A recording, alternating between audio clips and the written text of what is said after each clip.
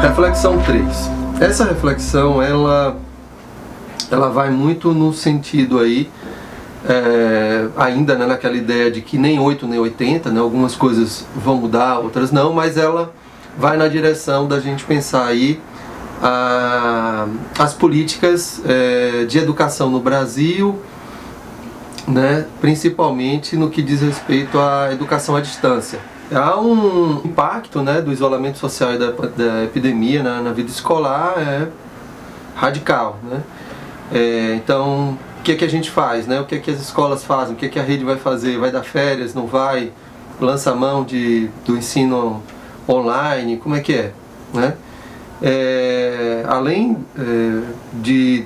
da gente pensar de uma maneira muito responsável né, sobre o que fazer, sobretudo quando a gente pensa as redes públicas, né, que absorvem a boa parte da população, a rede básica de educação pública absorve 70% né, dos estudantes que estão na educação básica. Né, e a maioria esmagadora desses 70% se localiza nos estratos mais vulneráveis né, das classes sociais, portanto, da sociedade brasileira. Então esses alunos, essas famílias não têm condições, né, algumas delas vivem em situações muito precárias, né, com dificuldade inclusive de acesso à energia elétrica, à água, né, às vezes vivem em um cômodo só. Então, instituir de uma maneira impositiva, sem levar em consideração né, esses contextos, essas diversidades, a educação à distância, onde se exige né, que tenha acesso à internet, porque eles vão estar em casa, tem acesso a dispositivos, né? Ainda mais os professores, muitos deles que não tiveram uma formação em relação à educação à distância, que é diferente da educação convencional.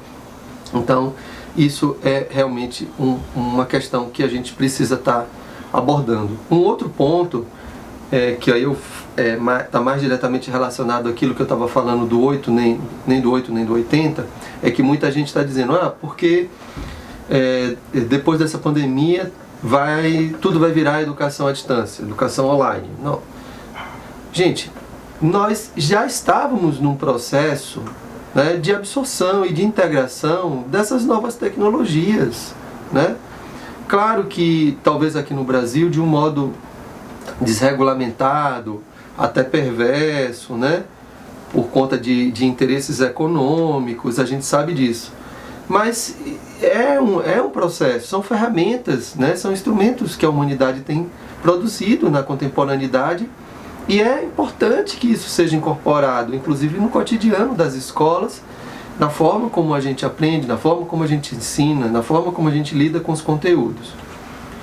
Tá? Então uma coisa é a gente entender que esse é um processo que já estava acontecendo. Outra coisa é achar que acabou então a chamada modalidade presencial. Né? Acho que isso é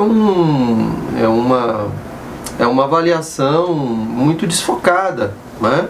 Porque existem também limitações, limitações em relação à educação online, educação à distância. Nesse momento não estou fazendo uma distinção aqui dessa nomenclatura. E também é importante a gente considerar que existem também necessidades humanas, né?